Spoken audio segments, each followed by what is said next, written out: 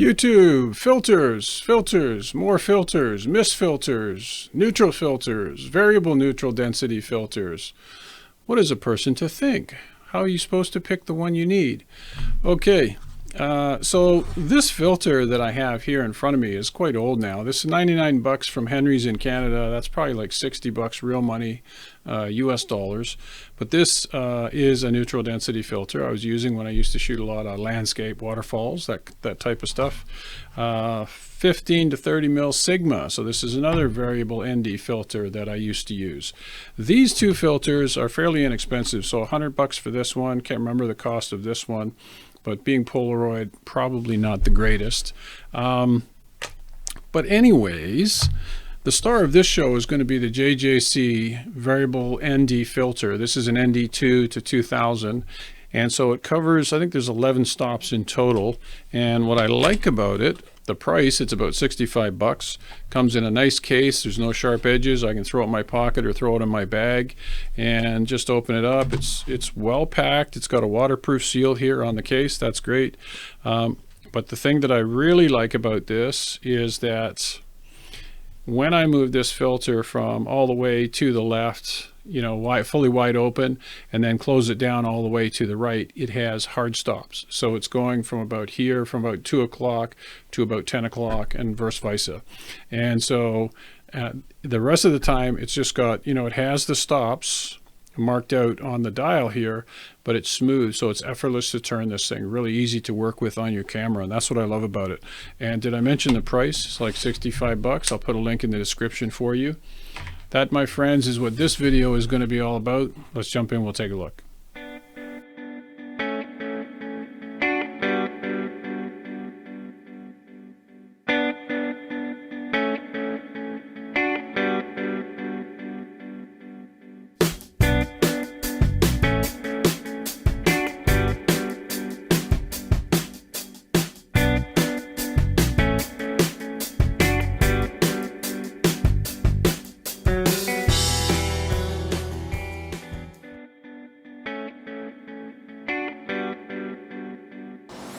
Okay, so I got the A7 IV with the 50 mil f1.2, and I've got the JJC neutral density variable filter, and this is an ND2 to 2000 and 72 millimeters for my 50 mil lens. And okay, so the perfect aperture shutter speed, so my ISO is at 200 5.6 at 500th of a second. And so what I'm going to do is, so first of all, you'll notice that on the JJC filter you got a minimum, so there's a hard stop here, and all the way at the closed end it's a hard stop, so it makes it really easy to just move from left to right. And so the first thing we're going to do is, right now we're at 5.6 at 500, and I'm slowly going to close the amount of light down, so I'm moving. And you can see the drama coming into the clouds in the sky there, big time. Take it all the way to the end for you, so you got total darkness. Now if we take it back the other way, you've got a really wide range.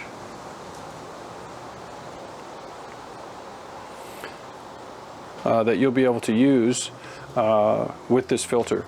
So the next thing that you might want to do is shoot wide open. And so what I'll do is, let's take the lens let's take it down all the way to f1.2, like so. The filter's at wide open, so now let's close it down and see how this thing performs.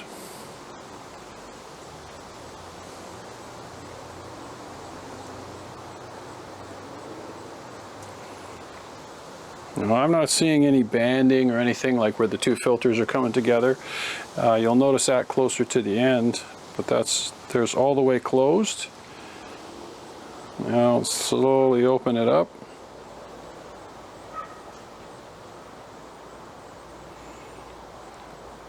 Like right in about there. That looks pretty good. That's giving me lots of drama in the clouds, exactly what I'm looking for. So now we'll keep going.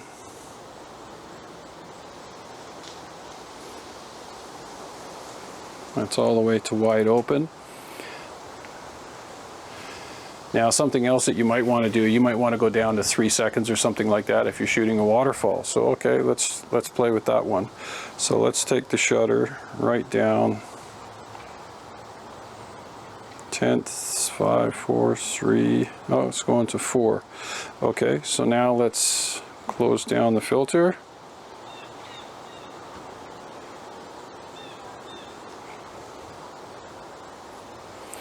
So right there,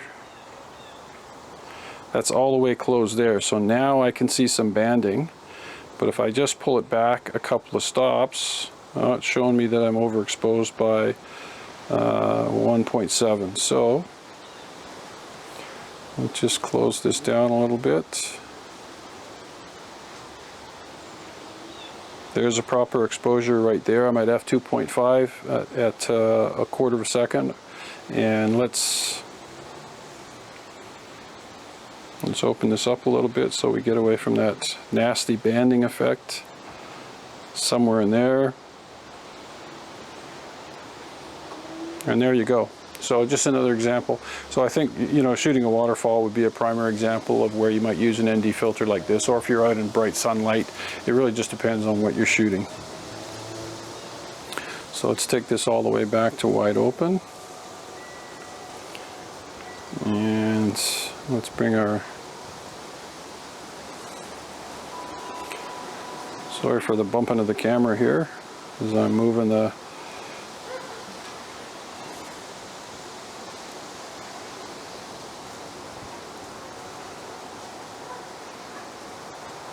so there's 5.6 at 1/25. You know, so that's a good, you know, balanced shutter aperture, however you want to describe it. And then if I close down the JJC filter again, right away, we get that nice drama in the clouds. And I'm just coming up towards the end of the filter's range. That's way too dark. Right there, the light meter is giving me a perfect exposure. So it's 1/125, 5.6, 200 ISO. And the ND filter is about 4, 5, 6, 7 stops from the end. End being all the way closed.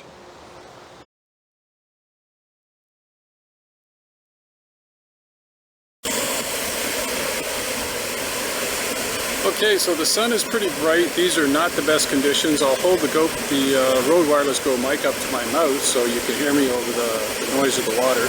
But I'm at ISO 400, 6.3 at 800 of a second, and I've got the JJC filter. There it is, wide open. So this is like the classic example where you're trying to get that cotton look from the waterfall.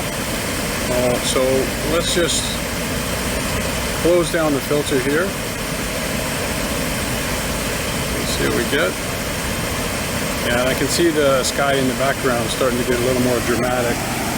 And I'm coming to closer to the end with the filter. So let's see if we can slow down the shutter speed a little bit. I'm curious to see how far the filter will allow us to close down the shutter speed. Things are definitely getting brighter now. So I'm going to close the filter down even more.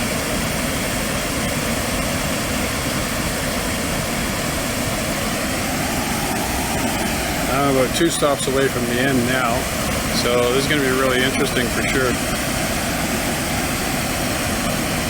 So there's total darkness for you, and I'm at a 30th of a second. And I'm going to keep going.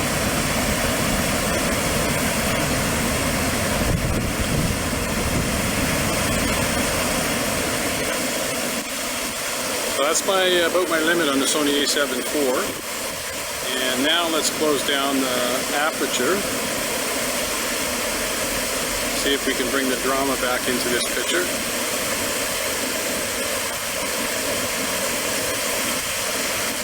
I can see the sky's getting a little dramatic. I'm going to go around f14. And now, So it was at this point that I decided to switch out of video mode and I moved into photo mode and I snapped my first image. And the settings are exactly as you can see on the screen, 1.4 f14 at ISO 400.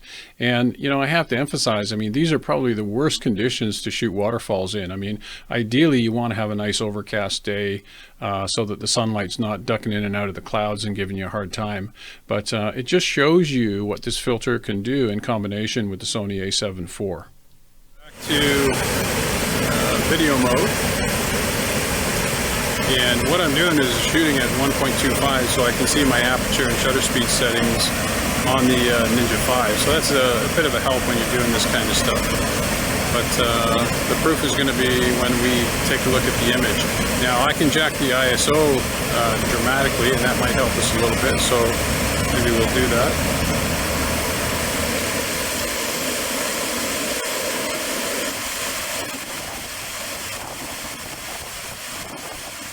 There's 1,000.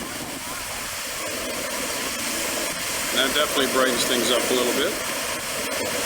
So now let's switch back to photo mode. So in this second image, I'm still at ISO 1000. Shutter speed is 1/4 of a second. Aperture is at f14. But what you'll notice is that because you're able to bump the ISO so high with the A7 IV, at least with modern cameras, you know, you're getting the best of all worlds. I mean, you're getting the nice smooth look to the water, coupled by that drama that's in the sky. So it really is amazing what technology will do these days. And let's take the ISO up a little more. There's 1600. And let's take the aperture up. That's the max right there is f16 at 1.4 and 1600 ISO. So now I'm going to switch. So for capture number 3, I pushed the ISO to 1600, still at 1.4 for the shutter speed, and the aperture is f16. This is probably the best of the 3 images because it's, you know, the closest to being properly exposed, but just really shows you what you can do. And I'll put in a close-up of the water so you can see in all 3 examples what you're going to get. Okay guys, so let's wrap this thing up. I hope that I provided you a decent real-world example. I mean, if you can get a filter to work in the best conditions, I tried to demonstrate in the absolute worst conditions. So if you're shooting waterfalls, I mean, ideally you get an overcast day, you're going to get some great images. But as far as this JJC filter goes, I would say go out and buy it with confidence. I mean, the amount of time that your filter is actually on the lens of your camera is so minute, especially for me. I mean, I hardly use filters that often, but when you need them, you need them. If you're doing cinematography and you want to create some, you know, mist effect or something like that, you can get these things that have different types of mist or different levels of mist. You can always also apply those kind of effects in post production if you want. But yeah, if you found the video useful, hit the subscribe and like buttons, smack that notification bell. Appreciate you connecting in, and I will see you in the next video. Bye for now.